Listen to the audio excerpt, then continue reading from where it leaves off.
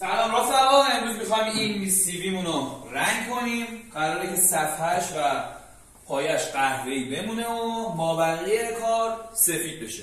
بریم که با هم رنگ رو اجرا کنیم. خب همینطوری که میبینید برای اینکه صفحه رو رنگی نشه و پایا رنگی نشه ما پوشوندیمش، از تلفن استفاده کردیم و چسب. بریم که رنگش رو آماده کنیم. خب ما زیرسازی اون کار رو تا جایی که میشد خوب انجام دادیم.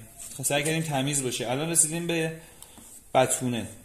میخوام یه دست بتونه فوری مخصوص چوب اجرا بکنیم. این بتونه رو میتونید از هر جایی که رنگ فروشیه بگیرید، تهیه کنید. با تینر فوری ترکیب میشه. الان دقت بکنید خیلی سفته. برای اینکه بتونیم با پیستول اجراش بکنیم از تینر فوری استفاده میکنیم که جواب کارمون رو بده و از پیستول راحت بچه هم میزنیم. بتونه رنگ سفید گرفتم، توسیش هم هست، قرمزش هم هست، مشکیش هم هست.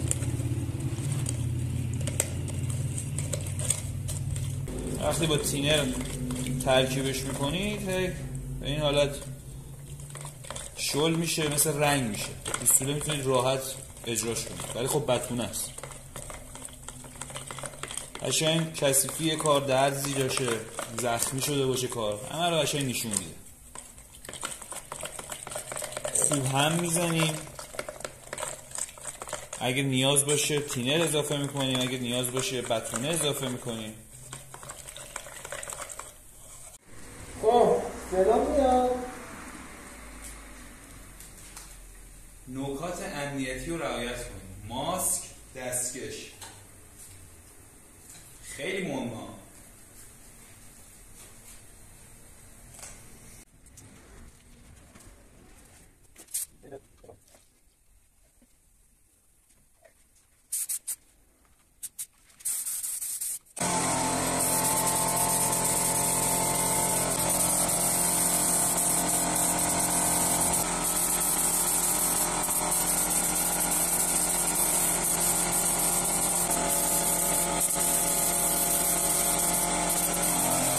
بعد اینکه بتونه رو زدیم سنباده میکشیم تا نرم بشه سطح کارمون.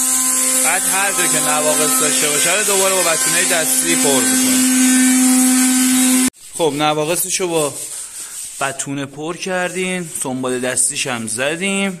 الان دیگه میخوایم بریم سیلر اجرا کنیم و بریم برای رنگ سفید.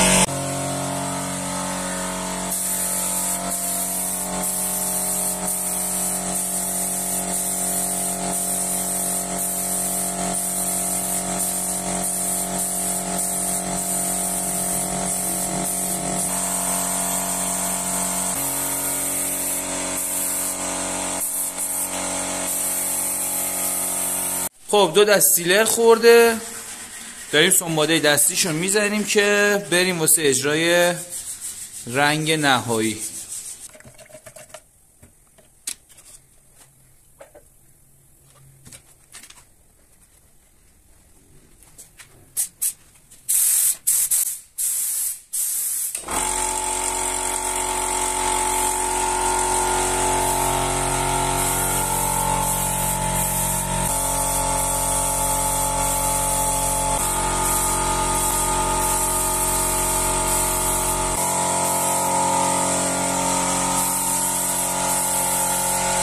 سیویمون هم آماده شد. ابعاد 240 ارتفاع 70 سانت، 2 تا کمد داره، درش مگنیتی باز و بسته میشه، آرام بنده، یه دونه کشو اینجا کار کردیم واسهشون، آب کشوهاش چوبیه، کلی کار با چوب روسی کار شده، رنگش ضد لک و آب گریزه، در برابر پیچیدگی حشرات مقاوم شده.